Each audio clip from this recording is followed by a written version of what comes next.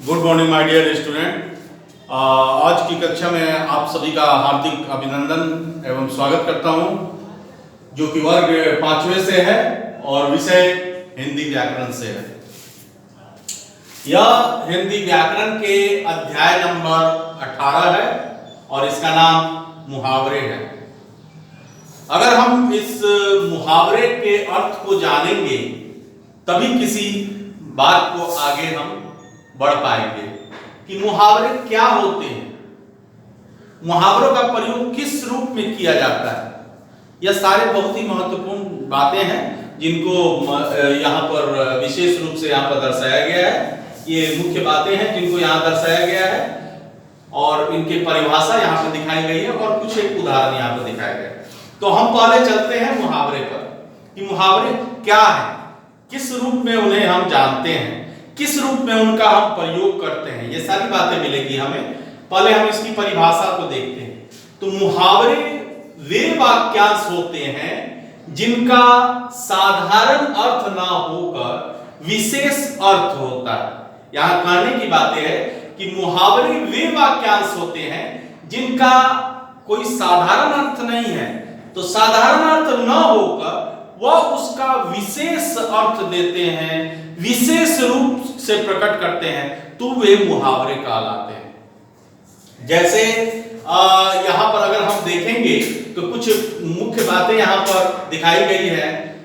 जैसे मुहावरों का प्रयोग भाषा को सरस तथा प्रभावशाली बनाता है। मुहावरों का जो प्रयोग है वह भाषा को सरस, आसान बनाता है और प्रभावशाली बनाता है।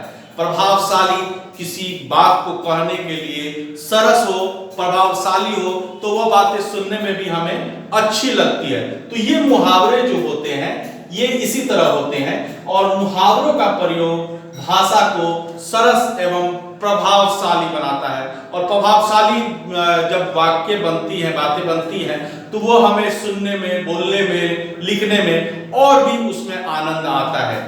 जैसे अगर हम यहाँ पर देखें दूसरे में, तो मुहावरों का प्रयोग द्वारा हम किसी बात को कम शब्दों में लिंग, वचन, काल आदि बदल कर प्रयोग करते हैं।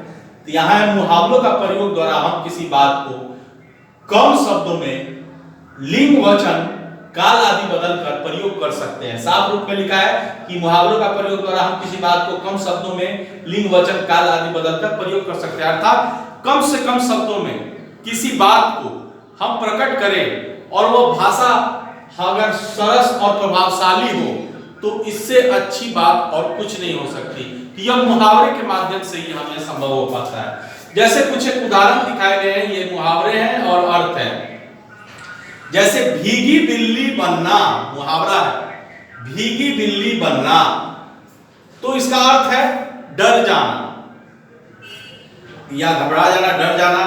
तो अब है दूसरा है सिर धुनना।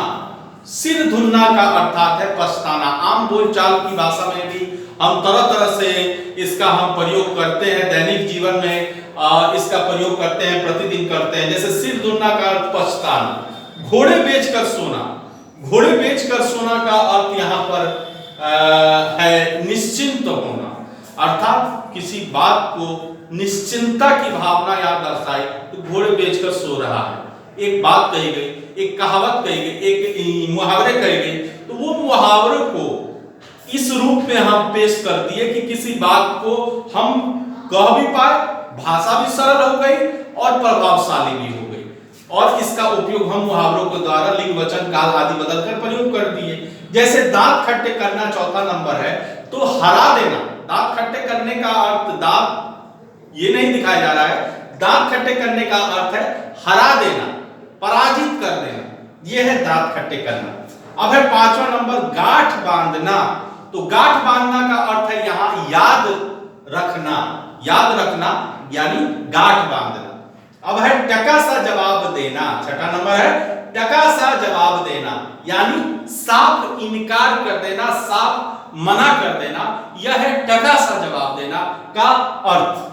अब है सातवां नंबर सिर ऊंचा करना। सिर ऊंचा करना का अर्थ यहाँ सम्मान बढ़ाना, सम्मान बढ़ाना, सिर ऊंचा करना हो गया।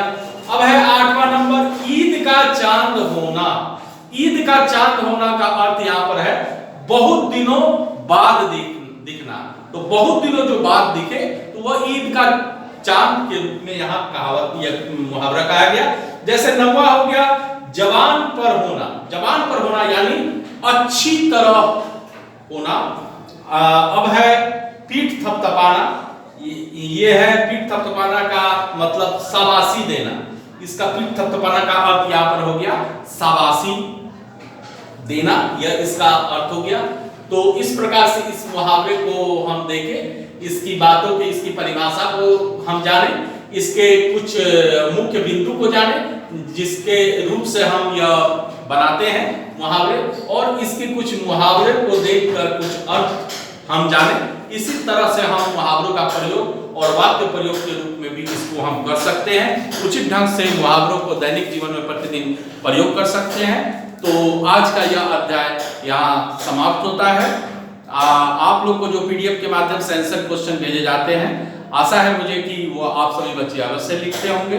तो आज के लिए बस इतना ही। आप सबों का बहुत बहुत धन्यवाद।